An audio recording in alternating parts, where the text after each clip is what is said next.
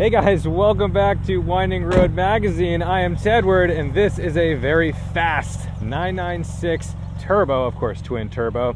This one has been modified. It has billet hybrid turbos and a bunch of tuning stuff. You know what? I'm going to put a list of everything that's been done to it in the description because I'm going to butcher it, and it's not worth wasting our time.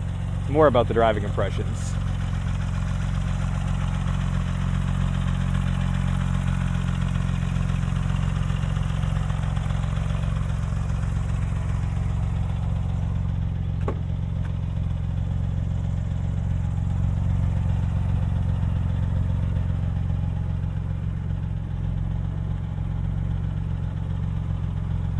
If you've got a keen eye, you'll notice I've got a Cookie Monster shirt on.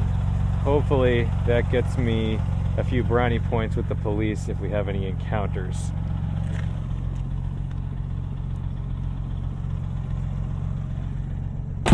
For reference, this car makes about 550 horsepower to the wheels, all four wheels, because it is all-wheel drive, and that was on a 94-degree day. My butt dyno tells me this is closer to 6. And if I were to say crank horsepower, probably somewhere in the 650 to 675 range.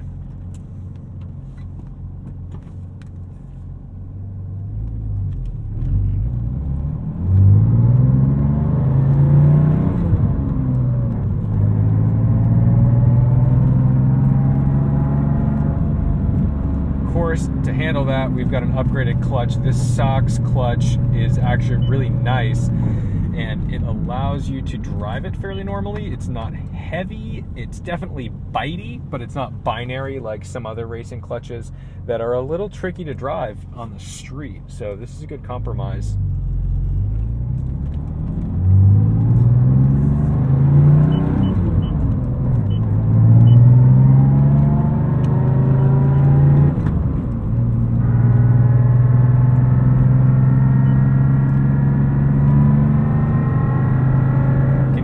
Gear whine back there. This is a pretty visceral car. Even compared to, say, the 997, the 996 feels quite a bit more raw and gives you a lot more of that 911 feel when you get on throttle.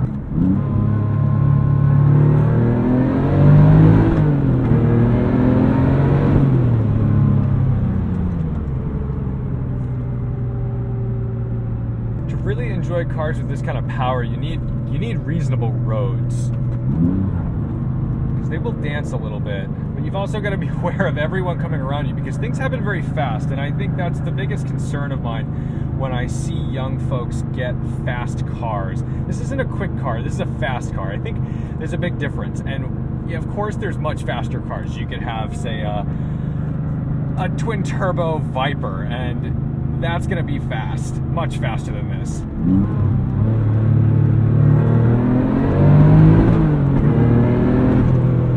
But when you get into this kind of torque, yeah, you know, you can't use it for that long. You want to be pointing in the right direction. If you really try to take a corner on throttle, you're going to lose your steering. And also, you want to maintain your license. You know, we're not out here trying to get arrested. So, that is definitely the big conundrum when building a car like this, because at this point you can get into one of these for cheap, and there's just not that much for nannies in it when it comes to traction control, slip angle control. If things go sideways for you here, you need to be a driver. You need to be the one in control. And, you know, we don't always feel like we need to have that much skill in some of the more modern cars, because modern cars, McLarens, Ferraris, but, you know, on a cheaper level, GTRs for that matter, they are nearly idiot-proof. Not completely, but you don't have to do too much to not die in that car. They're gonna help you out at least. Whereas in something like a 911, you've always got to be very aware of your limitations as a driver compared to what it offers for power and torque. All right, enough of my lecture. Be careful out there. We need to take it out to a highway because we really can't exploit it on a 40-mile-an-hour road.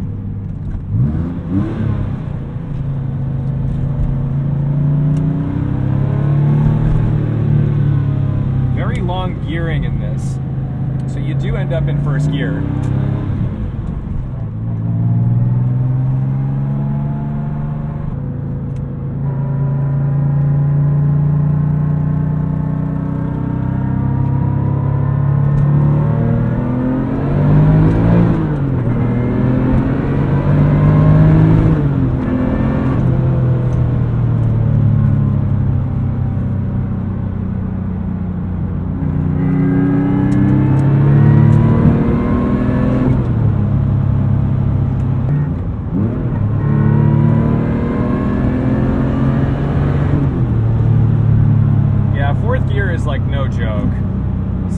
Car.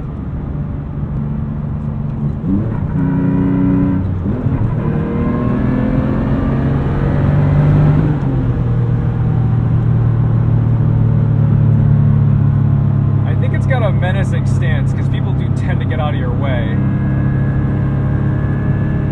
Although I really, like I said, I don't want to get arrested in this car. I need my license to work at this point.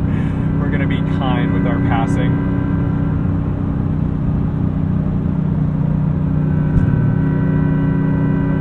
Also, we've got a Subaru who wants to play, and I'm not about to get a street racing ticket. Beautiful, beautiful day. Sorry, man. I'm not doing 3 honks.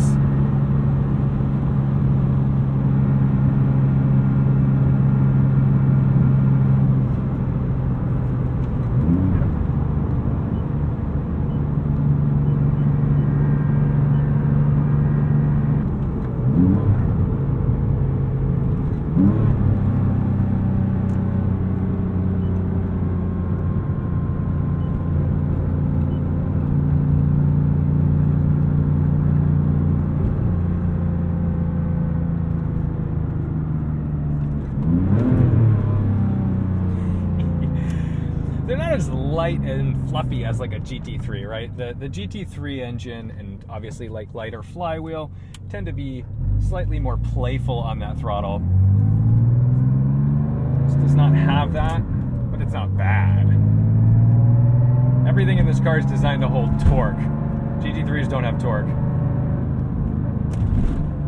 Ooh.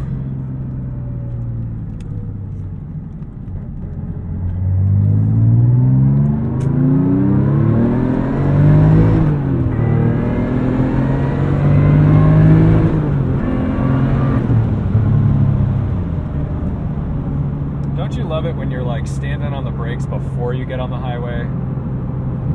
That's how you know you've got a good car.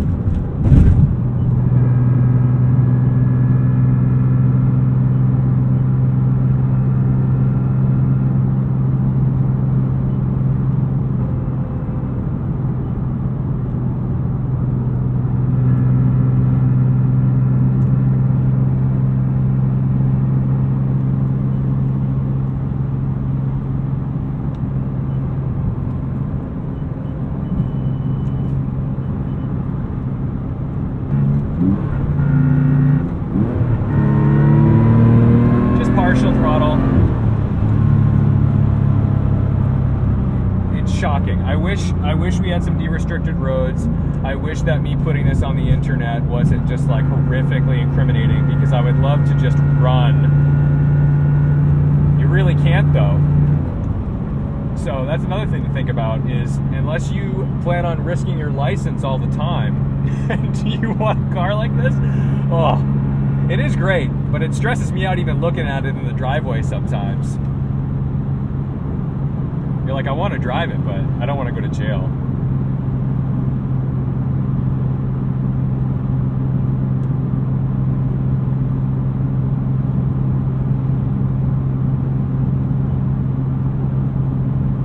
You're just constantly looking. You feel like a criminal.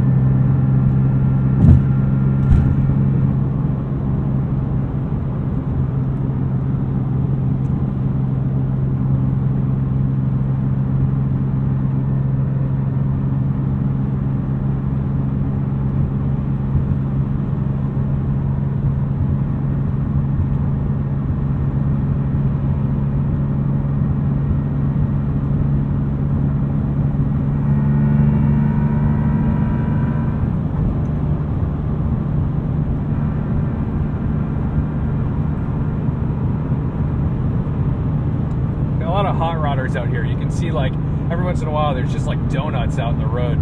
This is a very strange part of Massachusetts. So some takeaways: just etiquette when you have a fast car, something in that 500, 600 horsepower range. It's very tempting to use it. It is. It's always there. It's under your right foot. 1 out of 100 times, or like 1 minute out of 100 minutes of driving, you're going to be able to actually enjoy it. And don't pass people going outrageous speeds. It's very easy to get to triple digit speeds. You don't need to pass people at 120 miles an hour. You just don't. So please don't do that. Please don't look at this as like an encouraging thing that way. You know, we looked for straight lines. We looked for no mailboxes. We looked for nice road surfaces, and we made sure that we weren't passing traffic in a way that could endanger them or us.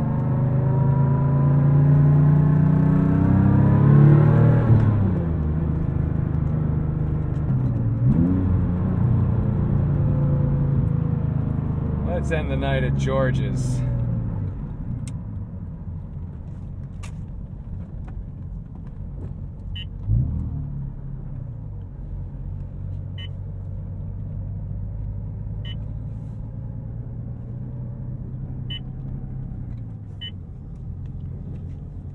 Not gonna go on that. All right, guys. On that note, I hope I get a slower car next time that I can actually exploit. And don't forget to hit that bell, subscribe, and that like button. See you in the next one.